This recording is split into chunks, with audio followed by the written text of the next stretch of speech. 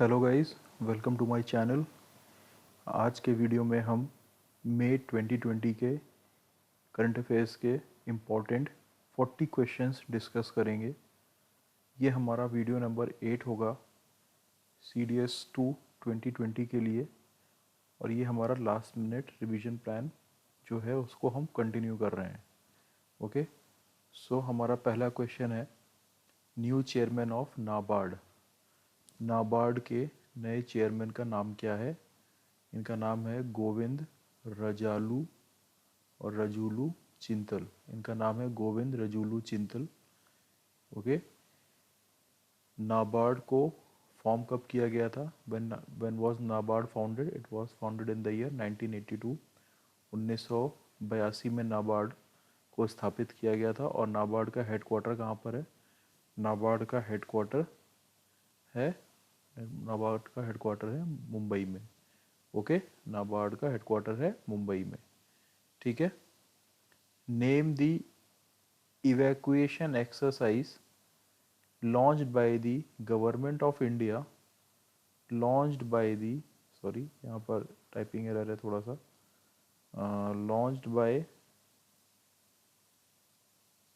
launched by the government of India to bring home around 14,000-1,800 Indian nationals stranded abroad। सो भारत सरकार ने एक evacuation exercise, या आप कह लीजिए एक बचाव एक्सरसाइज शुरू की, जो 14,800 भारतीय दूसरे देशों में फंसे हुए थे उनके लिए, जो राहत बचाव एक्सरसाइज भी कह सकते हैं आप जिसको। इस एक्सरसाइज का नाम क्या है? इस एक्सरसाइज का नाम है वंदे भारत मिशन। ठीक है, वंदे भारत मिशन। ये एयरवेज और ये एयरवेज के माध्यम से, और किसके माध्यम से इसको चलाया गया? एयरवेज के माध्यम से, और by also via sea route, air route and also via sea route. Okay, Indian Airlines की फ़्लाइट्स जो थी वो दूसरे नेशंस में, फॉरेन नेशंस में जाके वहाँ जो इंडियन फंसे हुए थे उनको लेके आई। और जो सी रूट, जो हमारी इंडियन नेवल शिप्स हैं, जैसे एरावत हो गया, और मुझे नाम नहीं है याद है, सो आप देख लीजिएगा कौन कौन से थे। सी रूट जो था, इन इन INS शिप्स जो थे इनके माध्यम से कवर किया गया। जैसे कतर गया, ईरान गया, ठीक है, इंडियन नेवल शिप वहाँ से जो मालदीव्स गया, वहाँ पे जो इंडियन फंसे हुए थे उनको वहाँ से लेके आया। ठीक है, सो ये किस मिशन के अंतर्गत था? It was under mission Vande Bharat. Okay, it was under mission Vande not one day, sorry, it is mission Vande Bharat. Okay, fine. Then question number 3, an Indian origin girl who has got the honor of naming NASA's NASA's first mass helicopter. एक भारतीय मूल की युवती हैं, उनको सम्मान मिला है नासा के पहले मास हेलीकॉप्टर, मंगल ग्रह के हेलीकॉप्टर को नाम देने के लिए, उसका नामकरण करने के लिए। तो नाम क्या है इस युवती का? इनका नाम है वनीजा रूपानी। इन्होंने नाम क्या दिया इस हेलीकॉप्टर को? इनजेन्यूटी। इनजेन्यूटी नाम दिया है इन्होंने इस हेलीकॉप्टर को। ठीक है, तो ये नाम याद रखिएगा, वनेजा रूपानी, और हेलीकॉप्टर का नाम है Ingenuity. Okay, question number 4, who was given or who was bestowed with the Memorial World War II medal by Russia. तो रशिया ने हाल ही में किसको वर्ल्ड वॉर 2 का मेडल दिया है? किसको दिया है? नॉर्थ कोरिया के जो डिक्टेटर रूलर हैं किम जोंग उनको दिया है। ठीक है, नॉर्थ कोरिया के डिक्टेटर रूलर हैं किम जोंग उन, उनको रशिया ने वर्ल्ड वॉर 2 का मेडल दिया है। तो ये नाम याद रखिएगा। हो सकता है विच कंट्री पूछ लिया आपसे, which country has given the world war 2 medal to North Korean supreme leader Kim Jong Un, तो रशिया ने दिया है, नाम याद रखिएगा। Okay, then question number 5, the union government has launched which has launched a mission to help 5 island nations in Indian Ocean during COVID-19 emergency. The name of the mission is, तो भारत सरकार ने हिंद महासागर में 5 जो आइलैंड कंट्रीज़ हैं उनकी help की है कोविड-19 इमरजेंसी में, ठीक है। किस मिशन के अंडर? तो मिशन का नाम क्या था? मिशन का नाम था मिशन सागर। और इस मिशन सागर में किस नेवल शिप ने पार्टिसिपेट किया है? आईएनएस केसरी। आईएनएस केसरी इस मिशन का हिस्सा था। और 5 देश कौन कौन से हैं ये है Maldives, Mauritius, Madagascar, Seychelles and Comoros. ये सब पांचों आइलैंड कंट्री आपको इंडियन ओशन में मिलेंगे, सदर्न इंडियन ओशन में मिलेंगे। श्रीलंका नहीं है यहाँ पर, याद रखिएगा। अगर श्रीलंका ऑप्शन में दिखता है आपको तो श्रीलंका को देखते ही आप मिशन सागर से एकदम हटा दीजिएगा, मिशन सागर का पार्ट नहीं था श्रीलंका, ठीक है। और किस तरीके से हेल्प किया इंडिया ने? इंडिया ने यहाँ पर फूड आइटम्स को पहुँचाया है और मेडिकल असिस्टेंस टीम को पहुँचाया है, क्योंकि यहाँ पर जो लोग कोविड से प्रभावित थे उनकी देखरेख करने के लिए। Okay, question number 6, cyclone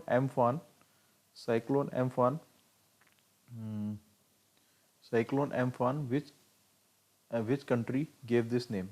cyclone Amphan का नाम किस कंट्री ने दिया था? किसने दिया था? थाईलैंड ने दिया था ये नाम। Okay, fine.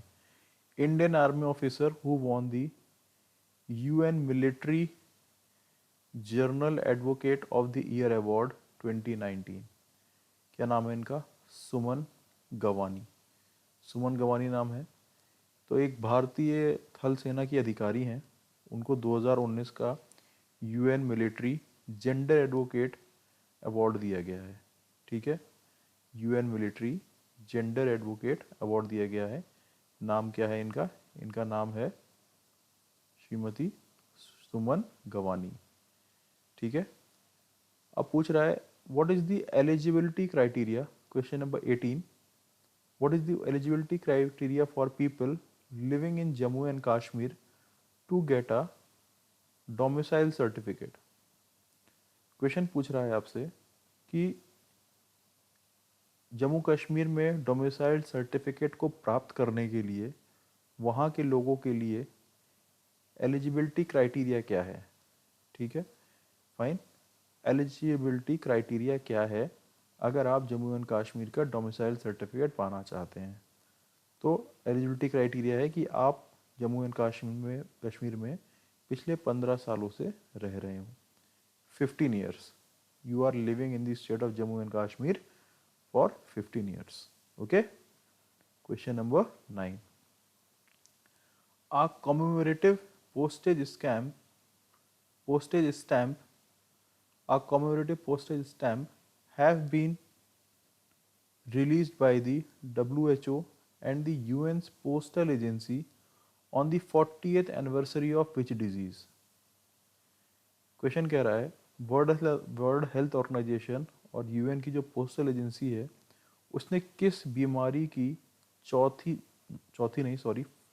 40वीं वर्षगांठ पर एक पोस्टेज स्टैम्प को रिलीज किया है, ठीक है। तो बीमारी का नाम पूछ रहा है आपसे। बीमारी का नाम है स्मॉल पॉक्स।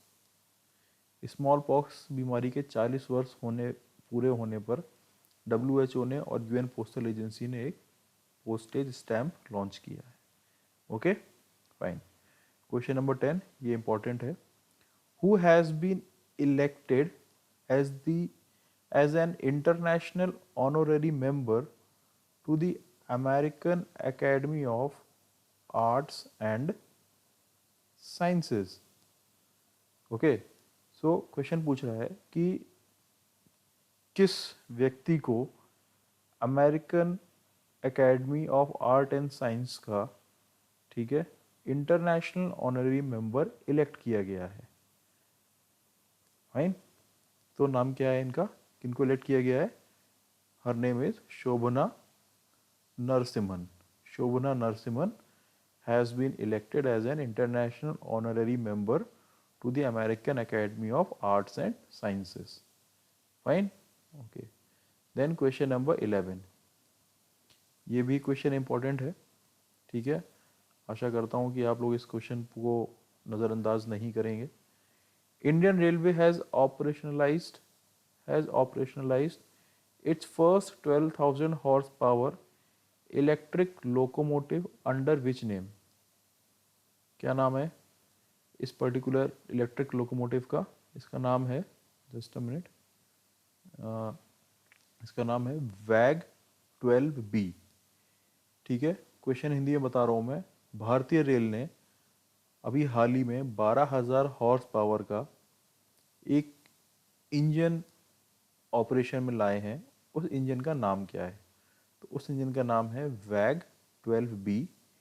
ये भारतीय रेलवे ने फ्रेंच कंपनी एल्स्टॉम के साथ इंडियन गवर्नमेंट की मेक इन इंडिया प्रोग्राम के अंतर्गत इस इंजन को बनाया है, ठीक है।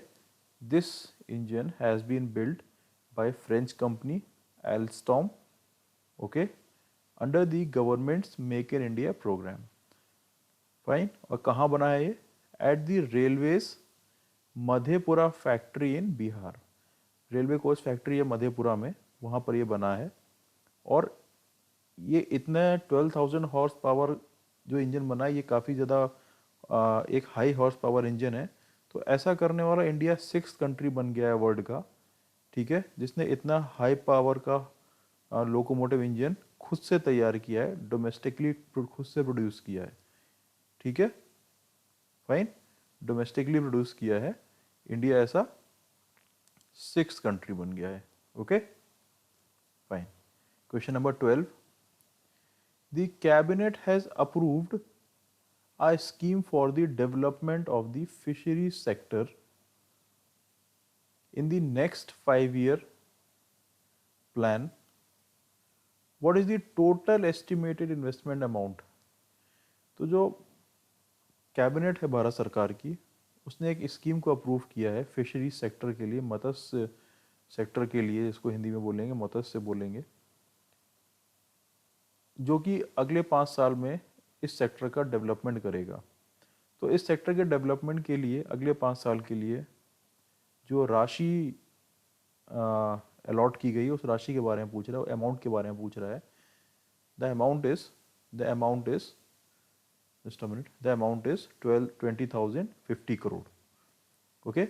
So Indian cabinet has approved rupees 20,050 crores for the development of the fisheries sector in the next 5-year plan, okay. और किस स्कीम के अंडर? अंडर प्रधानमंत्री मत्स्य संपदा योजना, प्रधानमंत्री Matsya Sampada Yojana, to bring blue revolution through sustainable development, ठीक है। ब्लू रेवोल्यूशन लाना है, ठीक है, इसलिए इस स्कीम को लॉन्च किया गया है। बट हमें सस्टेनेबल डेवलपमेंट का भी ध्यान में रखना है कि हम ऐसे रिसोर्सेज को यूज़ करें ब्लू रेवोल्यूशन लाने के लिए जिससे आगे आने वाली जनरेशन्स को नुकसान नहीं हो, okay. Question number 13, this question is important. First dolphin observatory पूछ रहा है आपसे। First dolphin observatory of India will be established in the state of Bihar. Bihar में स्टैब्लिश्ड होगी कहाँ पर? At the Vikramshila Gangetic dolphin sanctuary, Bhagalpur district. Bhagalpur district, तो मधेपुरा डिस्ट्रिक्ट में इलेक्ट्रिक लोकोमोटिव इंजन बनाया गया, और भागलपुर डिस्ट्रिक्ट में क्या है? यहाँ पर विक्रमशिला जैंजेटिक डॉल्फिन सैंक्चुरी, इसी में पहली डॉल्फिन ऑब्जर्वेटरी बनाई जाएगी, okay. Question number 14, Indian navy developed a PPE kit with innovative breathable fabric material named. आप लोगों ने न्यूज़ में काफ़ी सुना होगा कि जो पीपीई किट डॉक्टर्स वगैरह और जो भी मेडिकल फैसिलिटीज़ में हैं, जो भी लोग काम कर रहे हैं, जी ठीक है, जो भी फ्रंट लाइन वॉरियर्स हैं जो कोविड-19 से लड़ रहे हैं, उनको पीपीई किट पहननी पड़ती है। तो पीपीई किट काफ़ी पहनने के बाद काफ़ी सफोकेशन होता है क्योंकि काफ़ी मोटी होती है वो, ठीक है। कभी कभी तो लोग बताते हैं कि अगर आप एसी में भी वर्क कर रहे हो, एयर कंडीशन चल रहा है, तो वो भी एयर कंडीशन में भी पता नहीं चलता है कि वो, क्योंकि वो इतनी हैवी होती है, इतनी उसमें जो कभी उसमें फैब्रिक यूज़ होता है वो इतना कंफर्टेबल नहीं होता है पहनने के लिए। सो इंडियन नेवी ने क्या किया, Indian navy has developed a PPE kit. इन्होंने एक पीपीई किट डेवलप की है इंडियन नेवी ने, ठीक है, जिसमें इसका जो फैब्रिक है वो ब्रीथेबल है, ठीक है, कि आप उस पीपी किट को पहनने के बाद जो उसमें फैब्रिक लगा है उसमें आप इजीली, मतलब आप सफोकेटिंग नहीं फील करोगे उसमें। तो उस पीपी किट का नाम पूछा है बेसिकली यहाँ पर। तो नाम क्या है उसका, उसका नाम है Navrakshak. Navrakshak is the name of the PPE kit. Okay, question number 15। Question number 15 क्या कहता है, ये कह रहा है defence minister Rajnath Singh has approved the proposal for the abolition of 9304 post in the military engineering services on the recommendation of which committee. Okay, इसमें आपसे पूछ रहा है कि राजनाथ सिंह जी ने, जो हमारे डिफेंस रक्षा मंत्री हैं, डिफेंस मिनिस्टर हैं, उन्होंने एक प्रस्ताव को अप्रूव किया है, मंजूरी दी है, जिसमें ये कहा गया है कि ये जो 9304 पोस्ट थी मिलिट्री इंजीनियरिंग सर्विसेज की, इनको ख़त्म किया जाए। तो ये जो सुझाव दिया है उन्होंने किस कमेटी के रिकमेंडेशन पर दिया है, ये पूछ रहा है। तो कमेटी का क्या नाम था, डीबी शेकातकर कमेटी। डीबी शेकातकर कमेटी, ठीक है। It gave the recommendation for the abolition of 9304 post in the military engineering services. Fine. Okay. Then question number 16. Name the gas which was recently leaked from LG Polymers Industry. LG Polymers Industry in Vishakhapatnam. LG Polymers Industry in Visakhapatnam. हाल ही में आपने सुना होगा कि news वगैरह में देखा होगा कि विशाखापट्टनम में एलजी जो पॉलीमर इंडस्ट्री थी, वहाँ से एक गैस का रिसाव हुआ और around 10 people were killed in this leakage of gas. तो इस गैस का नाम पूछ रहा है, गैस का नाम क्या था आप बताइए हमको। तो इस गैस का नाम था styrene. Styrene was the name of the gas. Okay, question number 17। यहाँ पर कुछ हम फैक्ट्स देखेंगे, कुछ फैक्ट्स की बात करेंगे जो कि latest sample registration system SRS bulletin द्वारा पब्लिश किए गए हैं। और इन फैक्ट्स में बात किसकी होगी, इन फैक्ट्स में बात होगी इन्फेंट मॉर्टेलिटी रेट। इंडिया के इन्फेंट मॉर्टेलिटी रेट के बारे में बात करेंगे। बच्चों के जो मृत्यु दर होता है उसके बारे में हम बात करेंगे। शिशु मृत्यु दर जो 1000 लाइव बर्थ पर काउंट किया जाता है, मतलब 1000 लाइव बर्थ पर कितने बच्चों की डेथ हो रही है। तो इंडिया का इन्फेंट मॉर्टेलिटी रेट 2018 का कितना है, 2018 का है 32। 2017 में कितना था, 17 में कितना था, 33 था। मतलब सिर्फ मार्जिनल हमने इम्प्रूवमेंट किया है। 33 था, हम 32 पर आए हैं। ओके, सबसे बेस्ट स्टेट कौन सा है, Kerala is the best state. देखिए मेडिकल फैसिलिटीज़ में अगर बात की जाए, एजुकेशन में बात की जाए, वहाँ पर केरला को आंख मूंद कर आप टिक कर सकते हो। अगर आपसे पूछा जाए which state has the best medical facilities और हेल्थ सेक्टर डेवलप्ड, तो आप उसमें केरला मार्क कर दीजिए। नीति आयोग की रिपोर्ट में भी ये चीज़ मेंशन है, ठीक है। और लिटरेसी रेट तो आप जानते हैं केरला का नंबर 1 हमेशा रहा है और आगे भी रहेगा, ठीक है। तो इस तरीके से केरला ने यहाँ पर भी एक माइलस्टोन अचीव किया है इन कंट्रोलिंग दी IMR। और कैसे कंट्रोल किया है, 2017 में इनका 10 था, ठीक है, और अब कितना हो गया, 7। Right now it's 7। 2018 में 7 किया है इन्होंने, मतलब। और साथ ही साथ ये नेशनल एवरेज से भी कम है। जो नेशनल एवरेज हमारा वो कितना है, national average is 32। National average है 32, ठीक है। और जबकि केरला का कितना है, केरला का है 7, ठीक है। केरला का 7 है, ठीक है। तो ये नेशनल एवरेज से भी बहुत ज़्यादा बेटर है। और साथ ही साथ केरला ने जो सस्टेनेबल डेवलपमेंट गोल्स थे, उनका टारगेट था कि 2020 तक जो इन्फेंट मॉर्टेलिटी का जो रेट हमें कम करना है वो हमें 8 तक करना है, 8 तक करना है। बट केरला ने क्या किया, उसको एक नंबर बेहतर, एक पोजीशन बेटर करके उसको 7 कर दिया है। तो जो जो सस्टेनेबल डेवलपमेंट गोल का टारगेट था उससे भी बेटर केरला ने परफॉर्म किया है। भाई जब केरला बेस्ट स्टेट है तो कोई ना कोई वर्स्ट स्टेट भी होगा। तो वर्स्ट स्टेट क्या है? मध्य प्रदेश। इसमें इन्फेंट मोर्टेलिटी रेट क्या है? 48। Sorry, infant mortality rate is 48। सबसे ज़्यादा डिक्लाइन कहाँ पर हुआ है इन्फेंट मोर्टेलिटी रेट में? मिजोरम में। याद रखिएगा, नॉर्थ ईस्ट स्टेट है, इंपॉर्टेंट है, यूपीएससी का फोकस नॉर्थ ईस्टर्न स्टेट्स पर रहता है ज़्यादातर। तो मिजोरम में सबसे ज़्यादा लार्जेस्ट डिक्लाइन हुआ है इन्फेंट मोर्टेलिटी रेट का। कितना? 15 था 2017 में, अब कितना हो गया है? 5। Okay, so question number point number 5, India's birth rate, Bharat का जो जन्म दर है भारत की वो कितनी है? 20।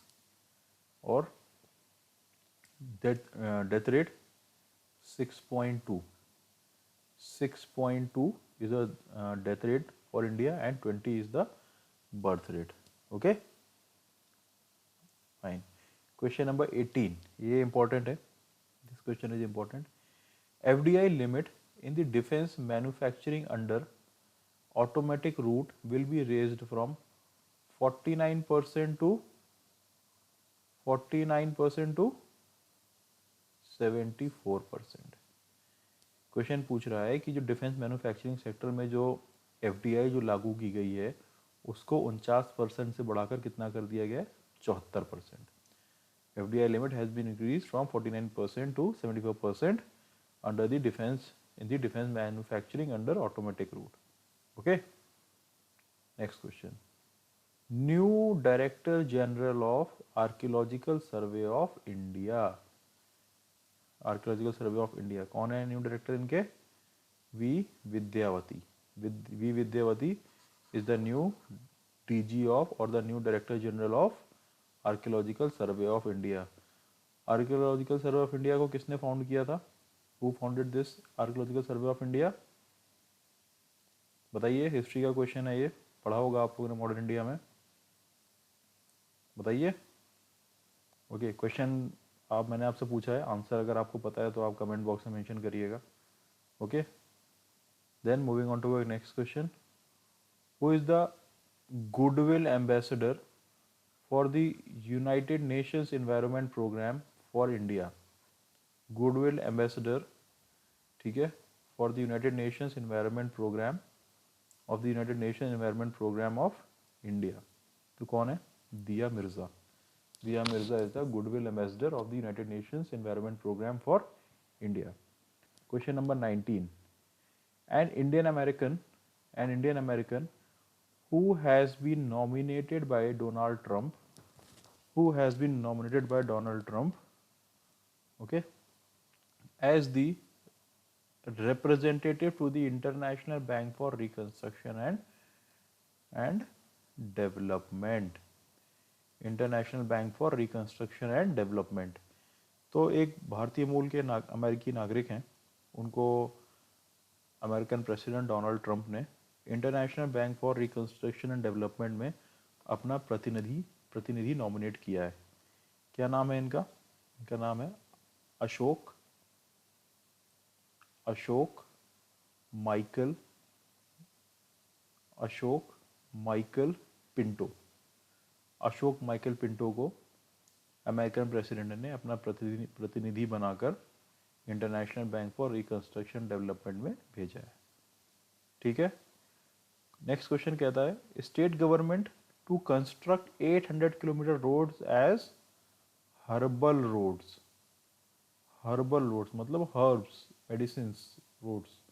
मेडिसिन रोड बनाई जाएगी. अब भाई मेडिसिन रोड बनाई जाएगी तो कैसे बनाई जाएगी? क्या दवाइयाँ वाई दी जाएंगी क्या रास्ते में? देखते हैं पहले स्टेट कौन सा है. स्टेट है उत्तर प्रदेश. और ये हर्बल रोड से क्या यहाँ पर मेंशन है?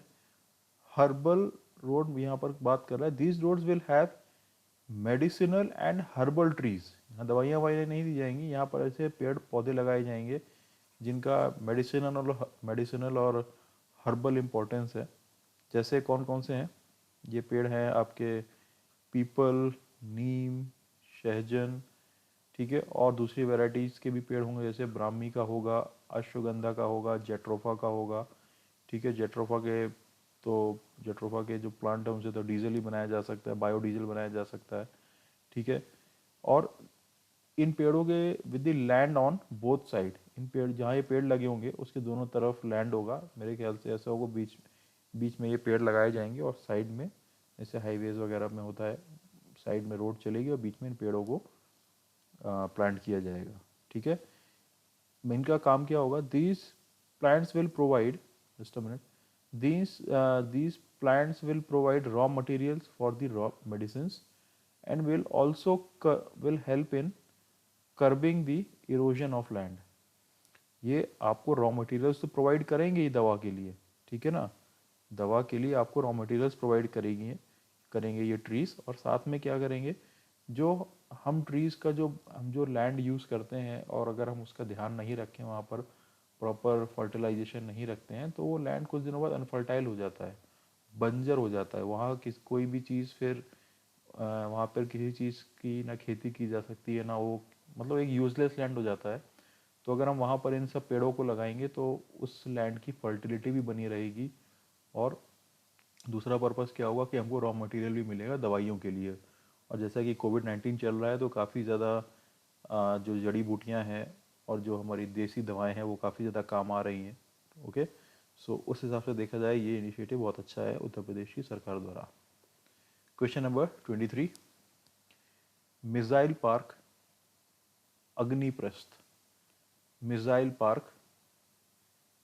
Park Agniprastha will be set up at, कहाँ सेटअप होगा, INS कलिंग में। सो मिसाइल पार्क बनाया जाएगा कहाँ पर, INS कलिंग है, इंडियन नेवल शिप कलिंग, वहाँ पर ये मिसाइल पार्क अग्निप्रस्थ को सेटअप किया जाएगा। ओके, ये लेडी बहुत न्यूज़ में रही है, इनका नाम क्या है, Sai Ing Wen has become the president of which country, Taiwan. Okay, इस समय ताइवान और चाइना दोनों एक दूसरे को आंखें दिखा रहे हैं, they are staring each other. Okay, so ये जो प्रेसिडेंट हैं वहाँ की, ये काफ़ी ज़्यादा इन्होंने एक क्रूशल रोल प्ले किया है, चाइना जैसे बड़े कंट्री के सामने खड़े होकर ऐसे बात करना, उनको चैलेंज करना। ओके, सो नेम इम्पॉर्टेंट है इनका। Question number 25, new president and chief economist of the new president and chief economist of the world bank group, new president and chief economist of the world bank group कौन है, carmine Reinhart is the new president and chief economist of the world bank group. Okay, question number 26, who has been given the Japan's order of rising sun, ये Japan का highest civilian honour है, किसको दिया गया है, थंगजाम धबाली सिंह को दिया गया है। ये एक मणिपुर के डॉक्टर हैं। क्यों दिया गया है, इन्होंने प्रमोट किया है इंडिया में जापान के कल्चर को बेटर तरीके से जाना जाए, और इन्होंने एक क्रूशल रोल प्ले किया है दोनों देशों के बीच संबंधों में गहराई आए। Okay, that he promoted a better understanding of Japan and India and also played a crucial role in deepening tie between the two countries. Okay, fine. Question number 27, which country will launch the first Arctica M satellite for monitoring Arctic climate? तो Arctic climate को monitor करने के लिए कौन सा देश पहली Arktika M satellite को लॉन्च करेगा, तो कौन लॉन्च करेगा भाई, Russia. Okay, fine. Question number 28, bamboo was removed from the category of tree by making amendments in which act? Bamboo को ट्री की जो कैटेगरी है उससे अलग किया गया है, किस एक्ट में संशोधन करके, किस एक्ट में संशोधन किया गया, इंडियन फॉरेस्ट एक्ट 1927। ओके, भारतीय वन अधिनियम 1927। ठीक है, winner of the Nikkei Asia prize 2020 in science and technology category.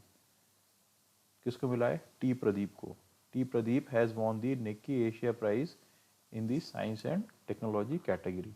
Okay, ये क्वेश्चन नंबर 28 की अगर हम बात करें, बैम्बू को क्यों हटाया गया है कैटेगरी से, ट्री की कैटेगरी से? क्योंकि बेसिकली बैम्बू देखा जाए जो हमारी जो ट्राइबल कम्युनिटीज़ जो जंगल में रहती हैं उनके लिए एक तरीके से ये एक रोज़ी रोटी कमाने का ज़रिया है। क्योंकि बैम्बू ट्री से की कटिंग करने के बाद जो उनको इससे जो रॉ मटेरियल मिलते हैं उससे वो हैंडीक्राफ्ट के कई सारे सामान बनाते हैं।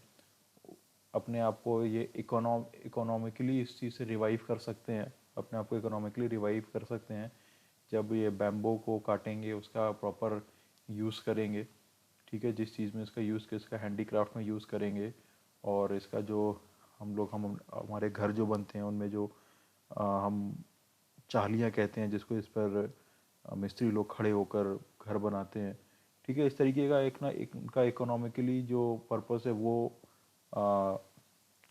सिद्ध होगा। ठीक है, तो इस वजह से एक तरीके से इनको इकोनॉमिकली रिवाइव करने के लिए जो हमारी ट्राइबल लोग रहते हैं जंगलों में, ठीक है, इकोनॉमिक फेवर देने के लिए इंडियन फॉरेस्ट एक्ट 1927 को अमेंड किया गया और इससे बैम्बू को ट्री की कैटेगरी से हटाया गया। Okay, question number 29। Indian journalist honoured with the 2020 Pulitzer prize 2020 Pulitzer prize in the field of feature photography. तो नाम क्या है इनका? ठीक है, इंडियन जर्नलिस्ट हैं, क्वेश्चन समझ लेते हैं पहले। इंडियन जर्नलिस्ट हैं, उनको 2020 का पुलिट्जकर प्राइज मिला है। किस फील्ड में मिला है? Feature photography. भाई पत्रकारिता में सिर्फ ऐसा तो है नहीं, लिखा ही जाता हो, फोटो वगैरह भी खींची जाती है। तो फीचर फोटोग्राफी कैटेगरी में 3 लोगों को 2020 का पुलिट्जकर प्राइज मिला है। तो कौन कौन है ये? चन्नी आनंद, दार यासिन एंड मुख्तार खान। चन्नी आनंद, दार यासिन, मुख्तार खान को 2020 का पुलिट्जकर प्राइज मिला है।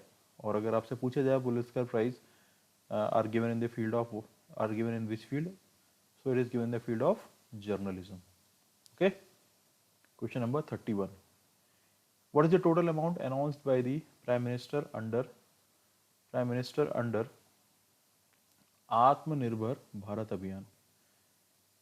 ठीक है, प्राइम मिनिस्टर जी ने हमारे आत्मनिर्भर भारत अभियान को अनाउंस किया। ठीक है, और हम सभी लोगों से कहा कि हम आत्मनिर्भर बने, हम दूसरों पर डिपेंडेंट ना रहें, मतलब दूसरे कंट्रीज पर डिपेंडेंट ना रहें, हम अपने लिए जो हम रोज़मर्रा की चीज़ें इस्तेमाल करते हैं उसको हम खुद ही मैन्युफैक्चर करें। तो इसीलिए उन्होंने आत्मनिर्भर भारत अभियान को लॉन्च किया, अनाउंस किया। तो इस आत्मनिर्भर भारत अभियान के लिए एक राशि को अलॉट किया गया कि इस राशि का जो यूज़ है इस अभियान के अंतर्गत किया जाएगा। तो ये राशि कितनी राशि है? 20 लाख करोड़ रुपए, 20 लाख करोड़ रुपीज़ को अलॉट किया गया है for Atmanirbhar Bharat Abhiyan. Okay, then next question. Union minister of health and family welfare has dedicated which testing machine to the nation for कोविड-19 केसेस? तो भारत का जो हेल्थ और फैमिली वेलफेयर मिनिस्ट्री है, ठीक है, स्वास्थ्य और परिवार कल्याण मंत्रालय, उसने एक टेस्टिंग मशीन को भारत नेशन को डेडिकेट किया है कोविड-19 के केसेस को आइडेंटिफाई करने के लिए। इस मशीन का नाम है कोबास 6800। ओके, इसकी खासियत क्या है? ये 9 घंटे में टेस्टिंग रिपोर्ट दे देती है। ठीक है, और ये कहाँ पर इंस्टॉल्ड है? ये national centre for disease control नई दिल्ली में स्थापित है ये मशीन। और national centre for disease control की स्थापना कब हुई थी? 1909 में। It was founded in the year 1909। Question number 33। A country to launch its new space defence unit, क्या नाम है इसका? Space operation squadron to monitor and counter threats to the country satellite. तो एक देश है, उसने एक अपना नया स्पेस डिफेंस यूनिट बनाया है जिसका नाम है स्पेस ऑपरेशन स्क्वाड्रन, जो कि उस देश की जो सैटेलाइट हैं उनको कोई हानि ना पहुंचाए। ठीक है, उन पर कोई थ्रेट ना हो, उस चीज़ को मॉनिटर करेगा। उस देश का नाम क्या है?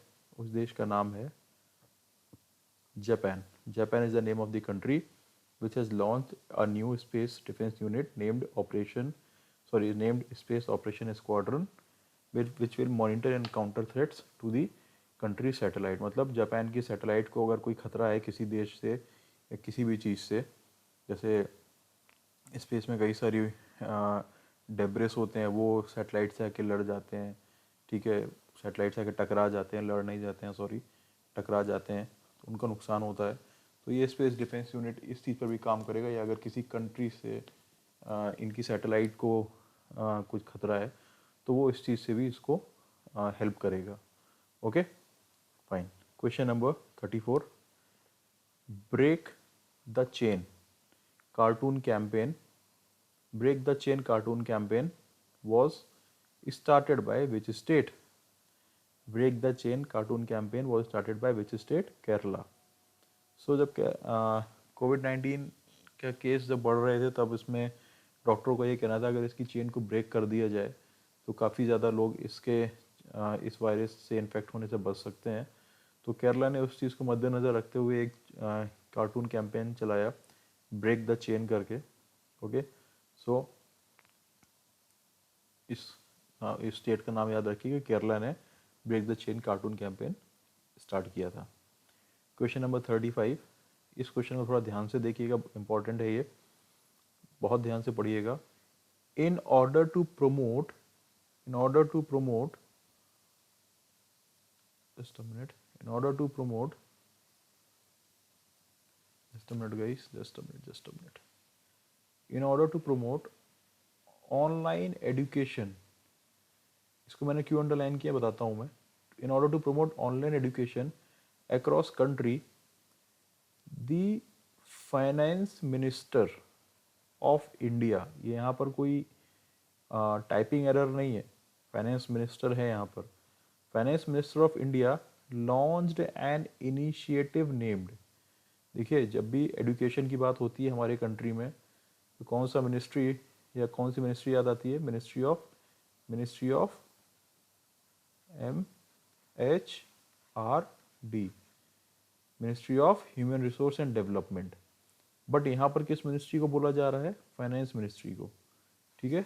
इस मिनिस्ट्री का कोई रोल नहीं है, मिनिस्ट्री ऑफ HRD का कोई रोल नहीं है यहाँ पर। In order to promote online education across country, the finance minister, okay, the finance minister of India launched an initiative named PM ई-विद्या, ठीक है। तो भारत में ऑनलाइन एजुकेशन को प्रमोट करने के लिए भारत की वित्त मंत्री ने एक नई इनिशिएटिव को लॉन्च किया, उसका नाम है PM ई-विद्या। फाइन। एक PM ई-विद्या का ऑब्जेक्टिव क्या है? PM ई-विद्या का objective is to promote digital education in the country and make e-learning feasible for students and teachers।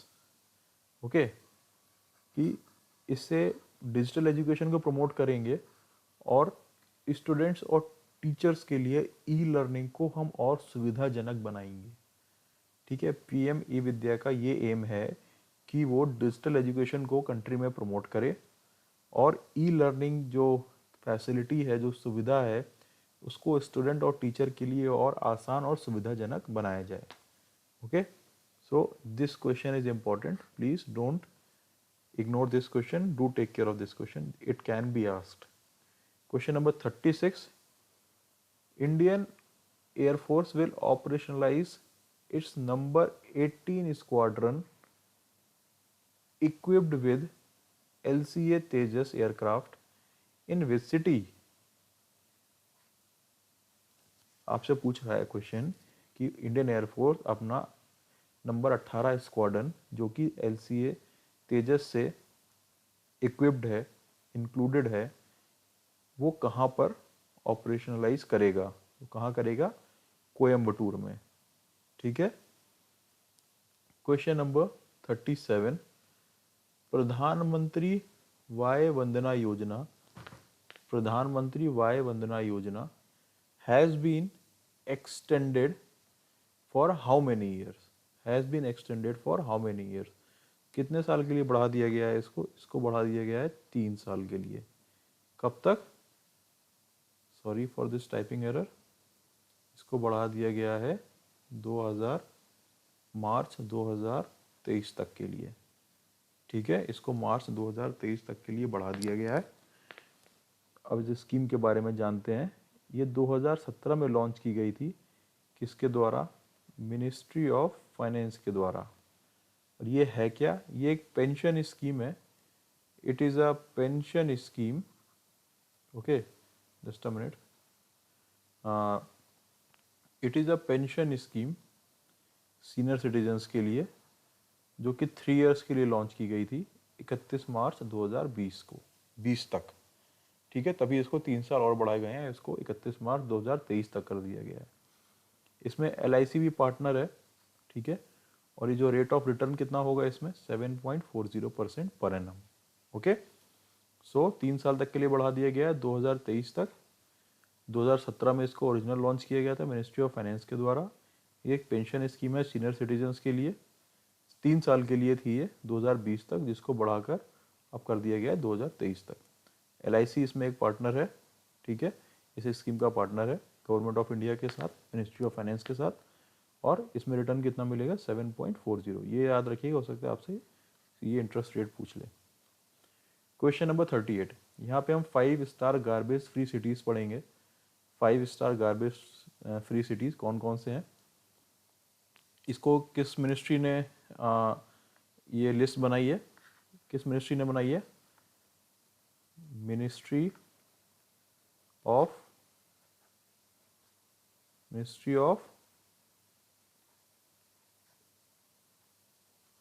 Housing, ministry of housing and urban affairs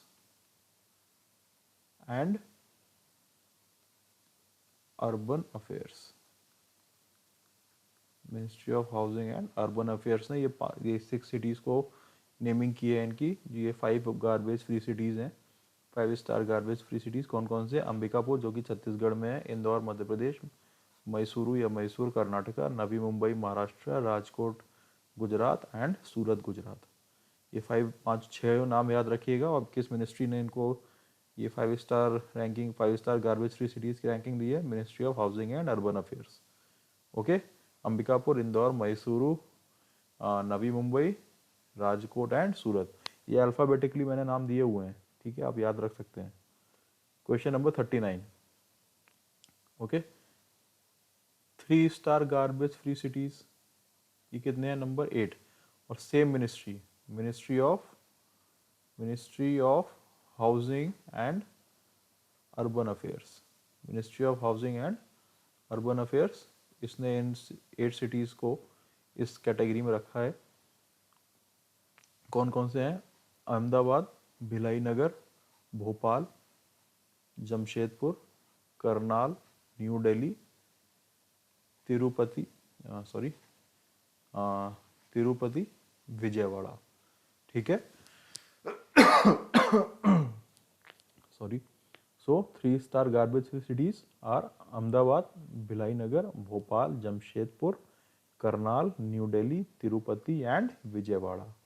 Okay, fine. Then moving on to our last question for this series.